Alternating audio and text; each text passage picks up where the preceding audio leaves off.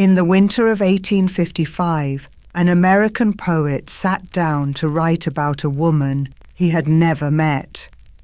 He had only read about her, in newspapers, in letters from soldiers who had come home, broken, but alive.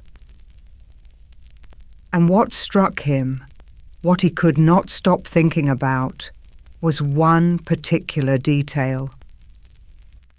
In a military hospital on the shores of Turkey, wounded soldiers lay in darkness. Hundreds of them, sometimes thousands, stretched out in corridors so long you could not see the end. They were too weak to move, many of them, too broken to call out. But every night they waited for something, a small light, a glow that appeared at the far end of the corridor and moved slowly, slowly between the rows of beds. And when it reached them, when the shadow of the woman carrying that light fell across the wall, they would turn their heads and press their lips to it. They kissed her shadow. Who was she?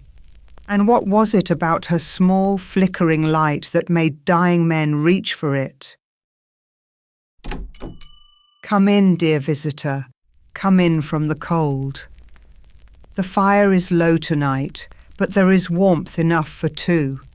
Here, let me show you something.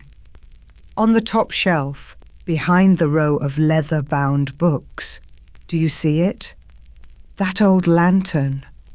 Not a proper English lamp, no.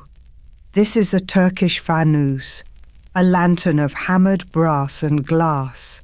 The glass is dark with soot, the brass gone nearly black with age. But look how the light from the fireplace catches the old glass. There is still something alive in there, something that wants to glow. Feel the weight of it. Heavier than you expected, isn't it? And if you bring it close, yes, like that, you can still smell it. Soot and time and something else. Courage, perhaps, or simply a refusal to look away. This lantern, or one very like it, was carried through the darkest corridors in the world. Carried by a woman who left behind wealth, comfort, and the love of her family to do something that no respectable woman of her time was supposed to do. Let me tell you her story. Florence Nightingale was born in the most beautiful city in Italy, in Florence itself, in 1820, while her wealthy English parents were on a grand tour of Europe. They named her after the city, the way you might name a child after a song you heard on a perfect evening. She grew up in Hampshire, in a house called Embley Park, the kind of house that had its own gardens, its own library, its own small world. Her older sister Parthenope painted watercolours and played the piano. Her mother Fanny planned dinners and expected her daughters to marry well. It was a gentle life, a safe one, and Florence hated it, not the people. She loved her family, but something was wrong, something she could feel but not yet name. On the 7th of February 1837, she was 16. She wrote in her diary that God had spoken to her, called her to his service. She did not yet know what form that service would take, only that it was real and that it would not be found in ballrooms or drawing rooms or in the arms of any husband. For 9 years, Florence fought the quietest and most exhausting kind of war, a war against the people who loved her most. Her mother wept. Her sister Parthenope had nervous collapses. A man named Richard Monckton Milnes courted her for nearly a decade, kind, intelligent, devoted, and Florence refused him. She wrote in her diary with the honesty of someone who has no one else to tell. I have a nature that requires satisfaction and that would not find it in his life.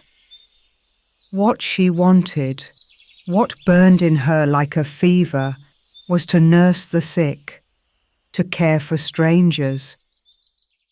And in Victorian England, this was not simply unusual. It was shocking. Hospitals were places of filth and death. Nurses were often poor women with no training and bad reputations.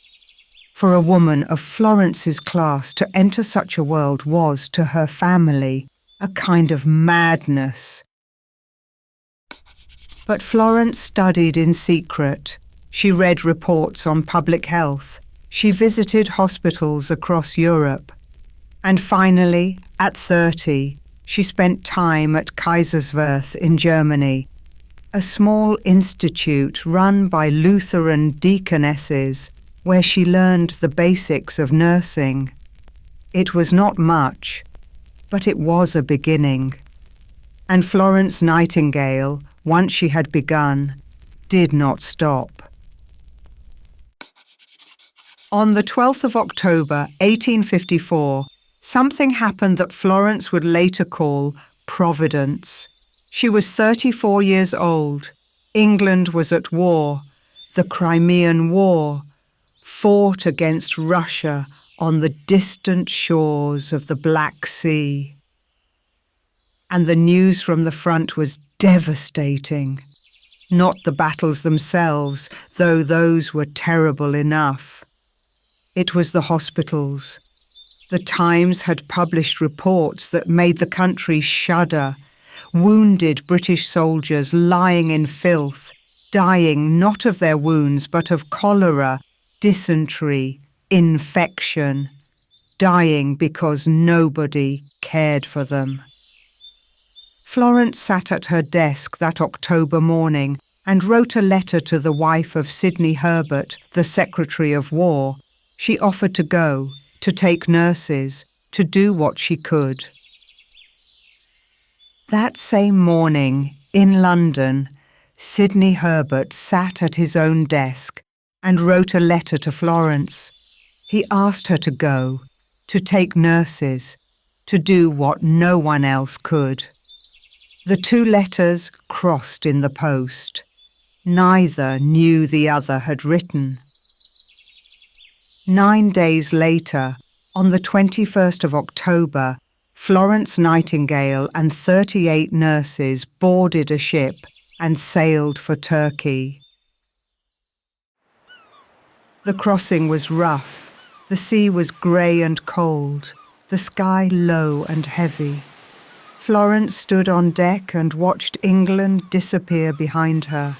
The cliffs, the harbour, the safe green world she was leaving. She was 34. She had fought her family for nearly a decade. She had trained in secret, studied in secret, dreamed in secret. And now she was sailing toward the largest military hospital in the British Empire, with 38 women behind her and no certainty of anything ahead. She did not know what she would find. None of them did. What she found was hell.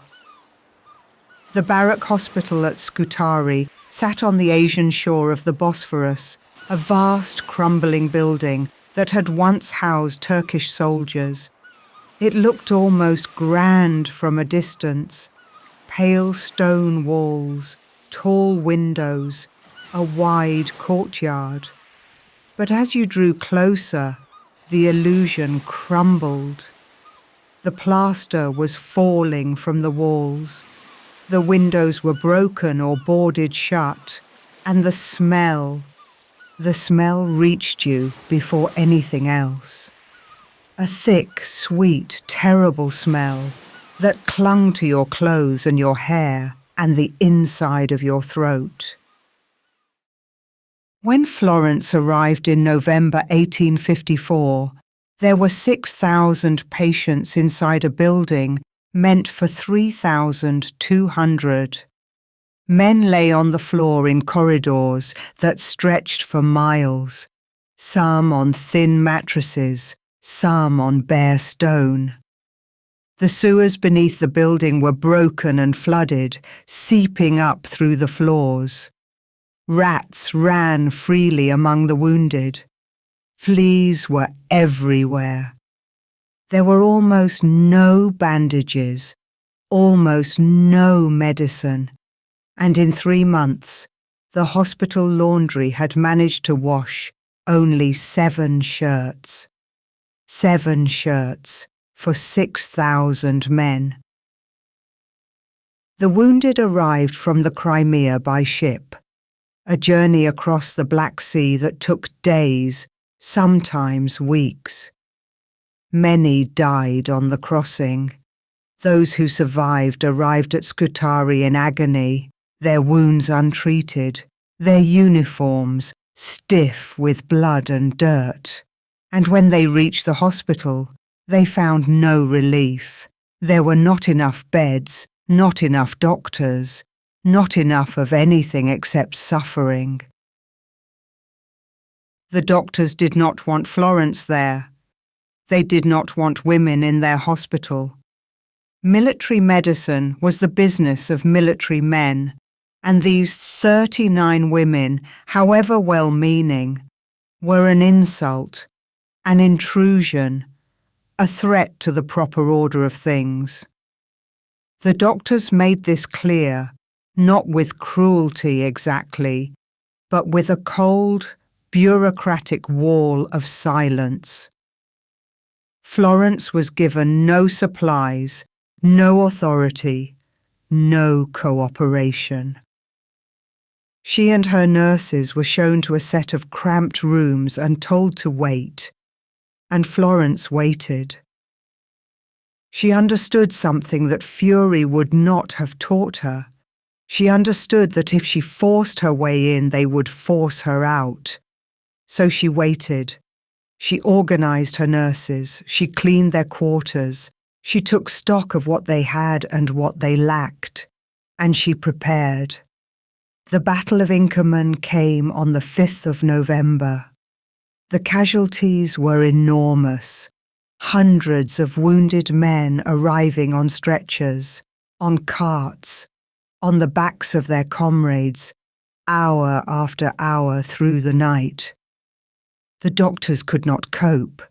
There were not enough hands, not enough bandages, not enough anything.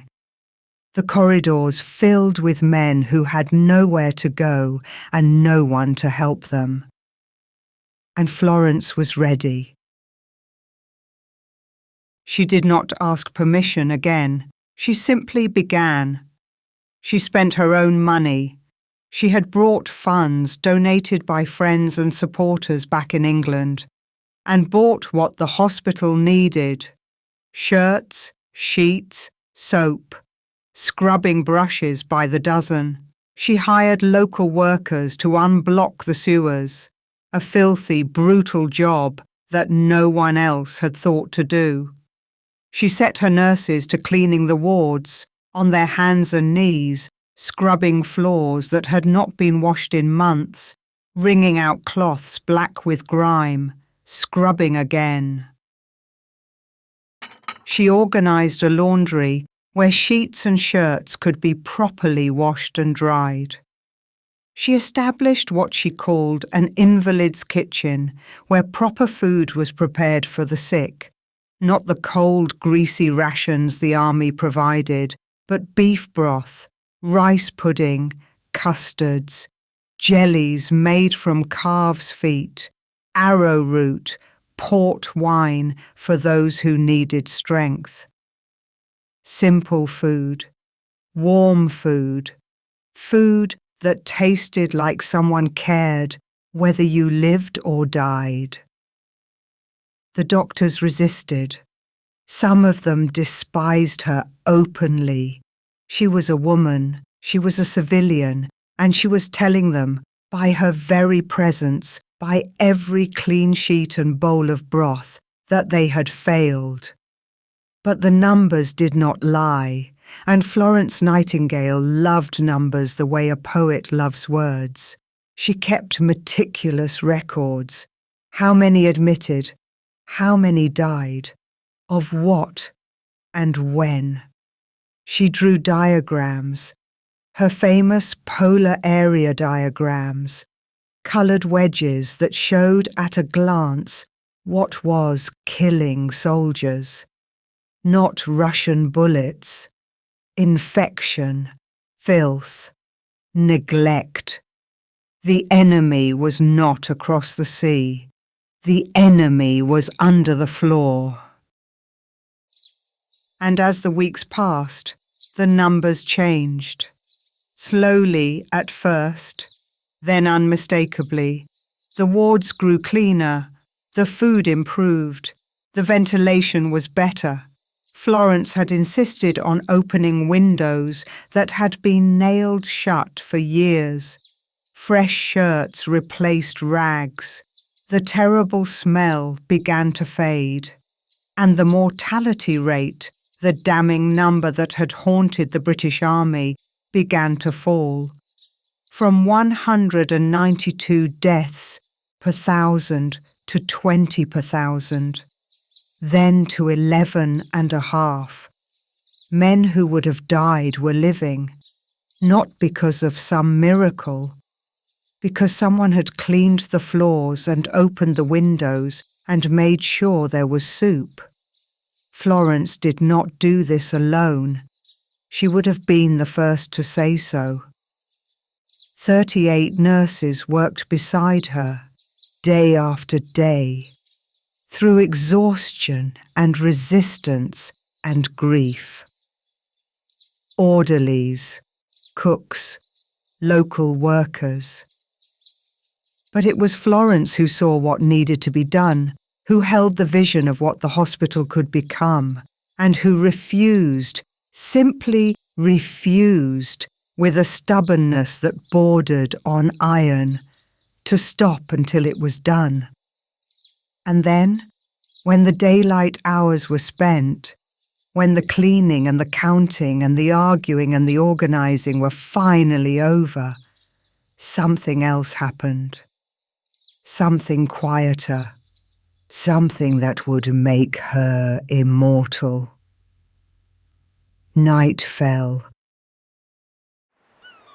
The hospital at Scutari was a different place at night. The great corridors that bustled with activity during the day grew still and strange, as though the building itself were holding its breath. The sounds changed. No more orders shouted, no more wheels on stone, no more boots marching back and forth. Instead, there was breathing. Hundreds of men breathing in the dark, some steady and deep, the breathing of sleep, some ragged and shallow, the breathing of pain, some so faint you had to lean close to hear it at all. The last of the daylight faded from the windows. Outside, the Bosphorus lay dark and flat, reflecting nothing. Inside, the corridors stretched away into blackness, mile after mile of stone floor and iron beds and human suffering, all of it swallowed by the dark. The orderlies had gone. The doctors had retired to their quarters. The only sounds were the breathing and now and then a soft moan or the rustle of someone turning in their sleep. And in that darkness, in that vast breathing stillness, Florence Nightingale sat at her small desk, and finished the last of the day's letters. She put down her pen. She rubbed her eyes, and then she reached for the lantern that stood beside her door. It was a Turkish fanus, a simple thing. A candle inside a shell of hammered brass and glass, the kind you could buy in any market in Constantinople for a few coins. The glass was already darkened with soot from many nights of use. She lit the candle. The flame caught, flickered once, then steadied, and a small circle of golden light appeared around her, warm and alive, no bigger than a dining table, moving when she moved, as though it were part of her. She stepped into the corridor. Imagine a corridor so long that you cannot see the end of it. On both sides, beds, rows and rows of iron beds pushed so close together that you could reach out from one and touch the next. In every bed, a man, some sleeping, some staring at the ceiling, some whimpering softly in the dark, and at the far end, a glow, small, golden, moving. Florence walked slowly. There was no hurry. The night was long, and every man in that corridor needed to know that someone was there. Her shoes made a soft sound on the stone, not quite a tap, not quite a whisper. Something in between, a rhythm, the rhythm of someone who has walked this path before and will walk it again tomorrow. She stopped at the first bed, a young man with a bandaged arm, asleep but restless. His blanket had slipped to the floor. She bent down, picked it up, spread it over him, tucking the edges gently around his shoulders. He did not wake, but his breathing steadied, as though even in sleep he had felt the warmth return. She moved on, the next bed, the next. A man with a fever. She touched his forehead, felt the heat, dipped a cloth in the basin of water she carried and laid it across his brow. She adjusted his pillow so he could breathe more easily. A man with a leg wound. She checked the bandage, saw that it was clean, gave his hand a brief squeeze and moved on. A man who was simply afraid. She could see it in his eyes, wide open in the dark, watching her light approach the way a lost traveller watches a distant window. She paused, looked at him, and that was enough. He closed his eyes. Step by step, bed by bed. The light moved down the corridor like something holy, though Florence herself would have hated that word. She had no patience for saintliness, no interest in being worshipped. She was not performing mercy. She was doing her job. But that is what made it holy, in the truest sense, not the gesture, but the repetition. Not one night of kindness, but every night. Not one corridor, but all of them. Night after night after night, until the walk in itself became a kind of prayer. Because in the middle of the night, in the middle of a war, in a place where men had been left to suffer and die in the dark, someone came. Someone with a small light and steady hands and the simple, stubborn willingness to be there. The soldiers heard her coming, the soft tap of her shoes on stone, the faint creak of the lantern swinging, and those who were awake turned their heads toward the light. Some whispered her name. Some said nothing at all, but watched as her shadow moved along the wall, tall, stretched, gentle, and felt something loosen in their chests. They had been far from home for months, some of them for years. They had not been touched with kindness. They had not been looked at with anything but clinical efficiency or bureaucratic indifference. And here was this woman, This quiet, impossible woman walking through their darkness as though it were the most natural thing in the world, as though they mattered. Florence made her rounds every night, every single night. She worked 20 hours a day, sometimes more. She answered letters, wrote reports, organised supplies, and then when the hospital finally grew quiet, she picked up her lantern and walked. 1 night, 2 nights, 10 nights, 50, 100. The soldiers began to wait for her. They could not help it. The men who could not sleep would lie in the dark and listen.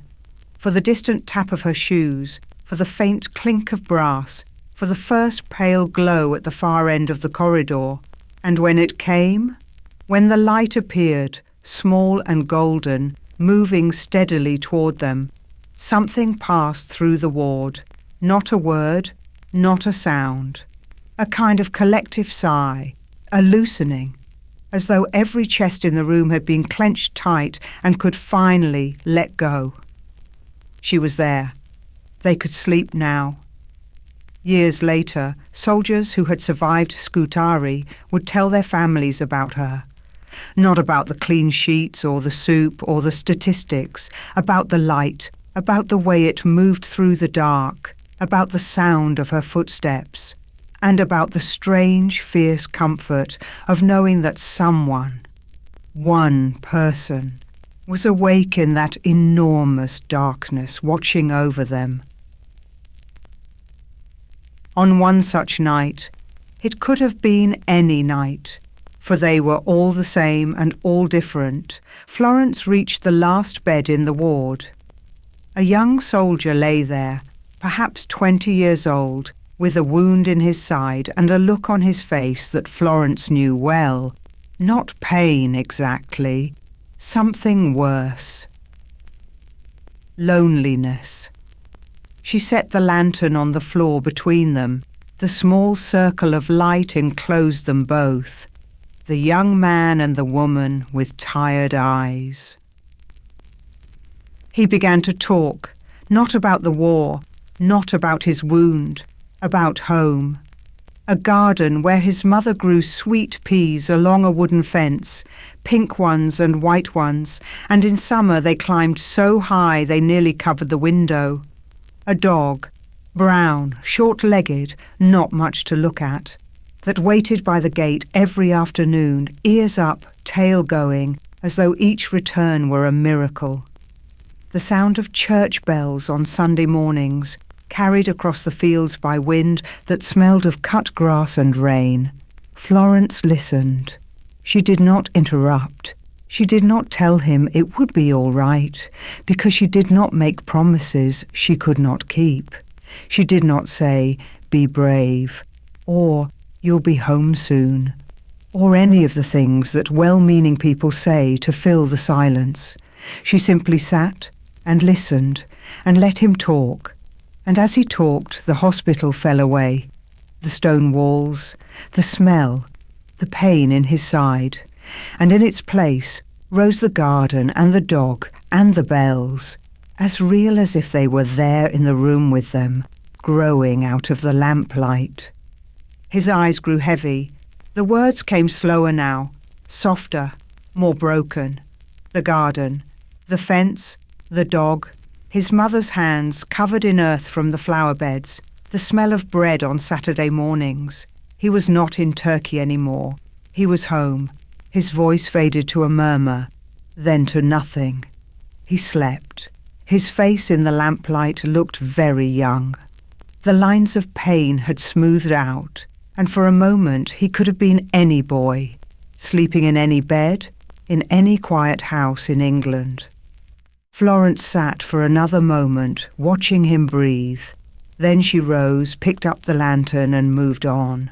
There was always one more bed, one more corridor, one more man who needed to know that someone remembered he was there. And there were letters to write. This was the part that no one saw, the part that happened in the small hours between midnight and dawn, when the rounds were done and the wards were quiet. Florence wrote hundreds of letters. Letters home, for soldiers who could not hold a pen, who could not spell, who could not find the words to tell their mothers or their wives or their sweethearts what they needed to say. She sat at bedsides with paper on her knee and asked, "What shall I tell her?" And the men told her.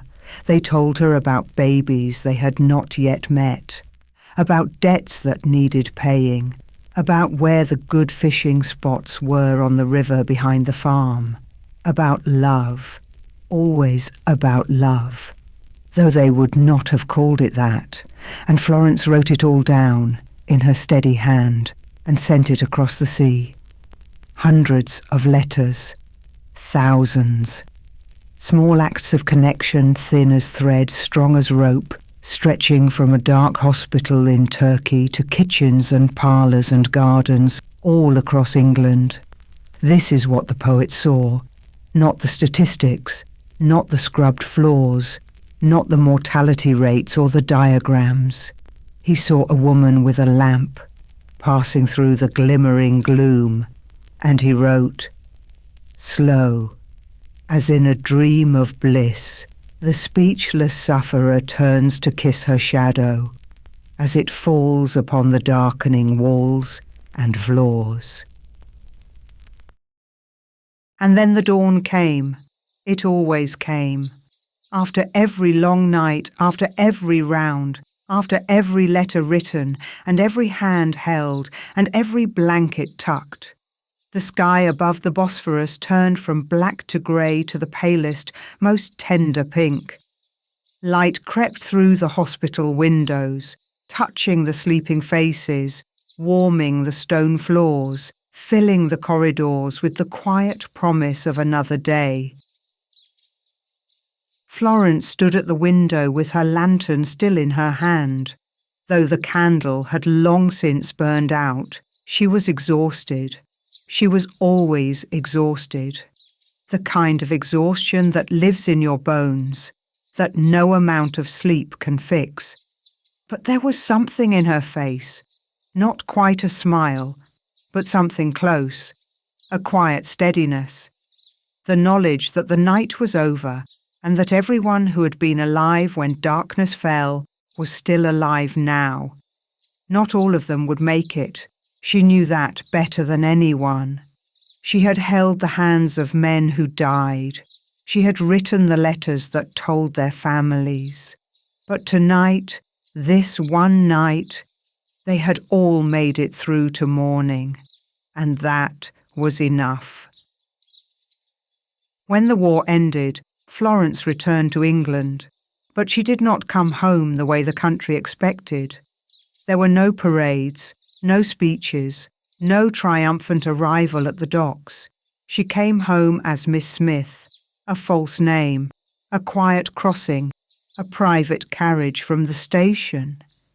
She slipped back into England the way she had slipped through the corridors of Scutari, without fuss, without noise, without anyone knowing she was there until she had already passed. She could not bear it, the fame, the worship, the title they had given her. The lady with the lamp. Even though the war had broken her body, she had contracted a fever in Scutari, a mysterious illness that left her weak and often bedridden, that would plague her for the rest of her life. She did not stop. She could not stop. From her bed, sometimes from her sofa, propped up on pillows with papers spread around her like a second blanket, she wrote. Over the next 50 years, Florence Nightingale wrote more than 130,000 letters. Letters to politicians, to generals, to members of parliament. Letters demanding better sanitation in hospitals, better training for nurses, better conditions for soldiers, better data, better systems, better everything. She established the first professional school of nursing at St. Thomas's Hospital in London. She changed the way hospitals were built, the way disease was tracked, the way the sick were cared for. She did all of this from a room she rarely left.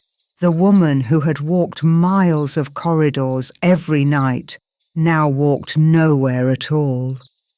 But her pen walked for her, across thousands of pages, into thousands of lives, changing the world, one letter at a time. She lived to be 90 years old. She died in 1910, in her sleep, in her own bed. The government offered her a state funeral and burial at Westminster Abbey. Her family declined. Florence had asked to be buried quietly, with no fuss. And so she was, in the churchyard at East Wellow, in Hampshire, not far from the house where she had grown up. Her gravestone bears only her initials and dates, FN, 1820 to 1910, nothing more, as though even in death she preferred the work to speak for itself. And so, dear visitor, that is the story of the lantern on my shelf. Florence Nightingale was not a saint. She was not gentle, not sweet, not the soft-spoken angel that the newspapers made her out to be. She was stubborn, sharp-tongued, impatient with fools, and utterly relentless. She argued with generals and ignored the orders of men who outranked her. She could be cold, she could be difficult, and she never once apologized for any of it.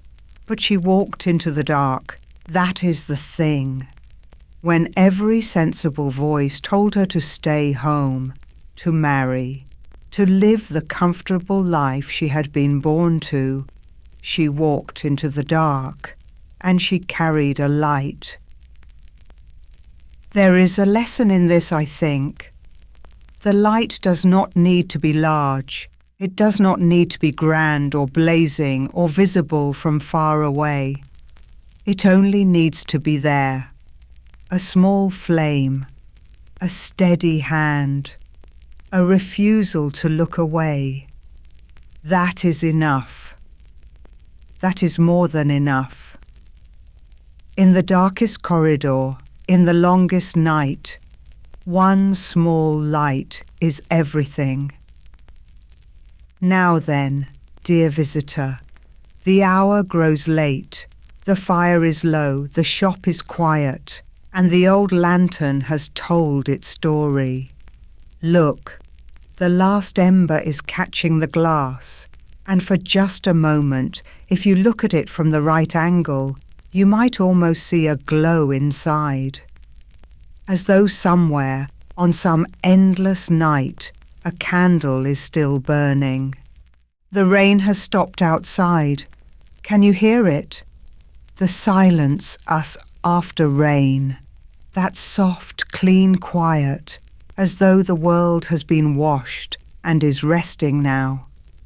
The lantern goes back to its shelf now, where it can dream of long corridors and sleeping soldiers and the soft tap of footsteps in the dark, and the light that comes not from the flame, but from the one who carries it. Sleep well, dear friend, and if the night seems dark, if you find yourself lying awake in the small hours, wondering if anyone is there, remember this.